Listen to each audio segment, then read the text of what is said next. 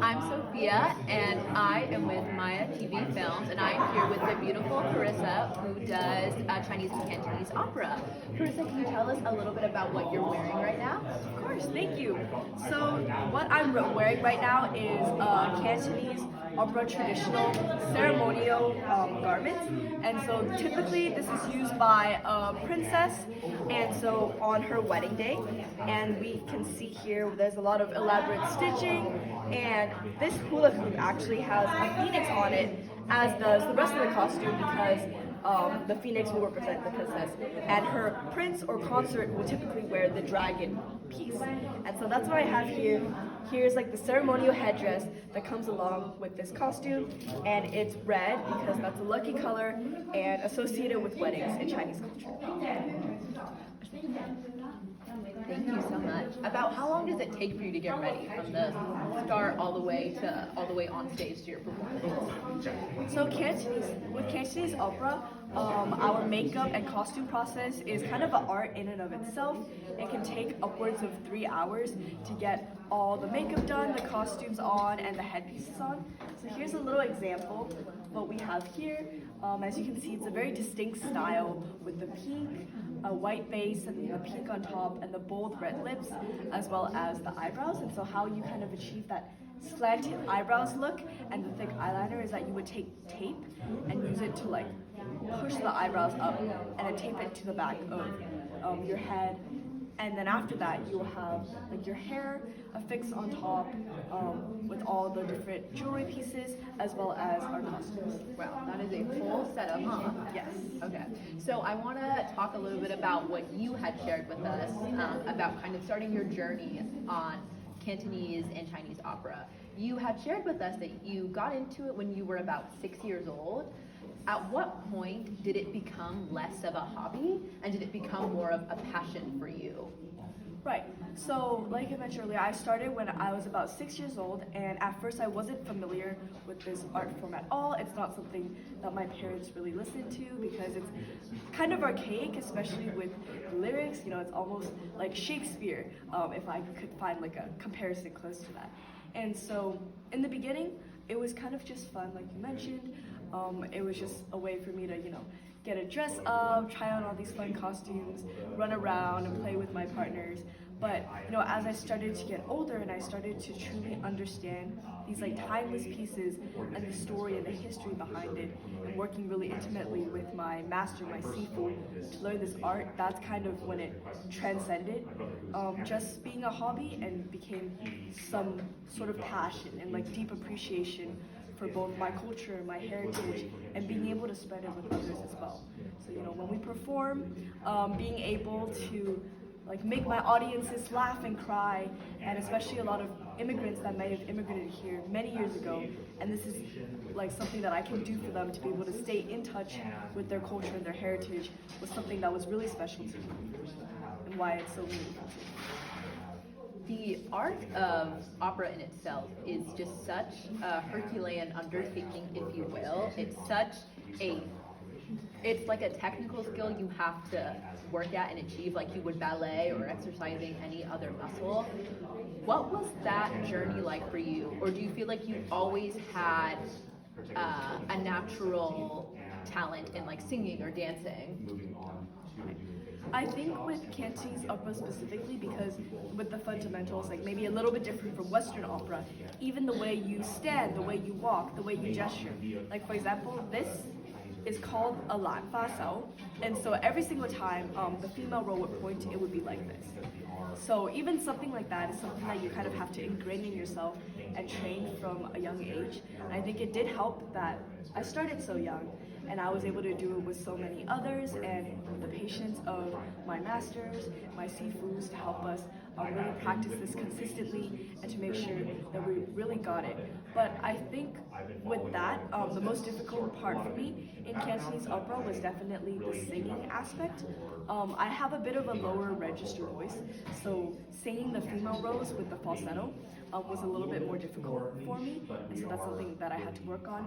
But I would like to say that I'm a pretty gifted natural performer, so in terms of when it came on to my stage presence, being able able to express all my emotions, that was something that I found a lot of joy in doing, especially. And I think one of the pinnacles of my Cantonese opera career really was when I was doing a really sorrowful piece. I was playing the male role, so I was an elderly medicinal man. I had a really long beard. It was my first time using that sort of prop and costume. But it was about sacrificing his newborn infant son for his country to preserve his country's bloodline. And so after doing that piece, I was able to really channel a lot of my emotions, and it was the first time I made my opera master cry through my performance. So it was something that was really special to me, and I felt like, I made it at that time. That's perfect because it's kind of going to channel into my next question, which is you had described when you were learning about these pieces, you had described a very old language, archaic, even Shakespearean. Because these tales are so old, do you feel like today, because you have to put so much emotion into them, that you can still resonate with the story? Yeah, I feel like a lot of Cantonese opera pieces are so timeless, and the message is always so applicable even to this day. There's a lot of love stories and ballads that are also Romeo and Juliet. There's another one called Broken Bridge or Dune Q, and I think that's also found in Western literature. I think it might have originated in some Western literatures, and so there's a lot of overlap over there. But then there's always all these themes of resilience, these themes of love, these themes of familial connections that are present in Cantonese opera that I can, it's kind of applicable in my life too, and why it's so special to me. And I feel like I've lived 1,000 lives through all my performances, and a lot of these hardships that my characters have to endure is something that I obviously won't go through in my own life, sacrificing your life for your country. But that's something that I can learn in all the messages through my performances. Oh, that's so beautiful. What was your parents' reaction to you immersing yourself in this world? Because I know you had said that it was very new to all of you. Yes. So of course my parents knew of Cantonese opera, but it's not something that they played at home or listened to really regularly. To them it was, of course, something that was kind of like for the older generations. And so when they saw that I took an interest in Cantonese opera, they were really surprised at first.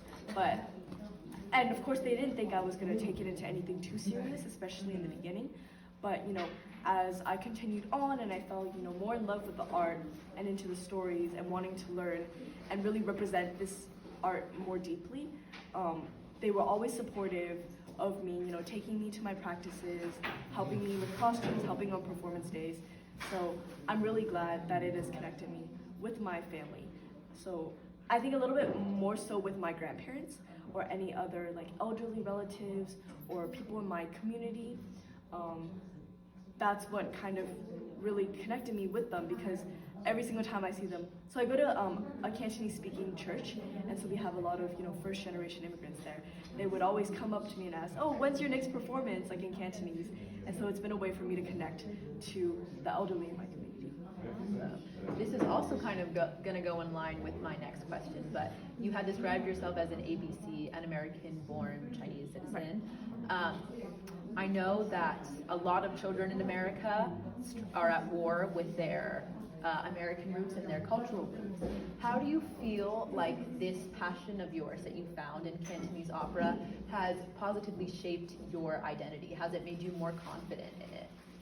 Yes, it has 100% made me a lot more confident in my cultural identity. I always felt very connected to my roots and my heritage through Cantonese opera, because on top of the physical cultural art and performing art of Cantonese opera, a lot of the times when I am working on pieces or learning different things, I will sit there with my sifu, my opera master, and then with that, it's not just the cultural art. She would teach me a lot of life lessons, lessons about respect, a lot of traditional Chinese cultural values there as well. So I think that's definitely helped to positively shape my experience and my dual identity between being an American and being Asian American. So that's something that I feel like has really helped me maintain that identity, and I never felt kind of at a loss of who I am. I know who I am, I'm Chinese American. That is beautiful. As someone who also struggles with their American and cultural identity, I really wish I had had a foundation like that to help me feel more connected with both.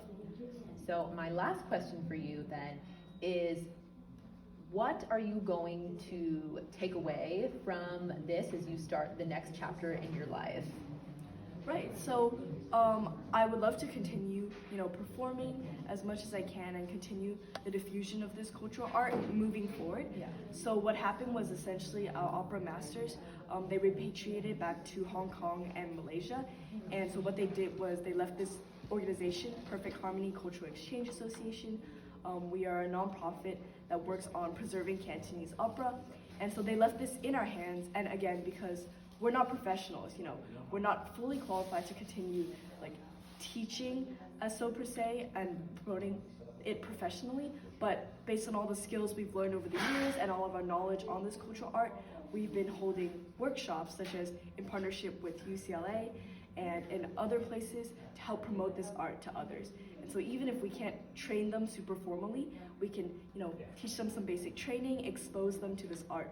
So not just other immigrants or other people of Asian American descent, but also different foreigners and other people who might not be as familiar with this art, to really help with the preservation of this cultural heritage. That's so beautiful. Well, Carissa, those are all my questions. Thank you so much. Thank you so much for sitting down with me today in Maya TV. You can see Carissa again at the Cultural Harmony Exchange Expo on August 17th. Thank you so much, Carissa. See you there.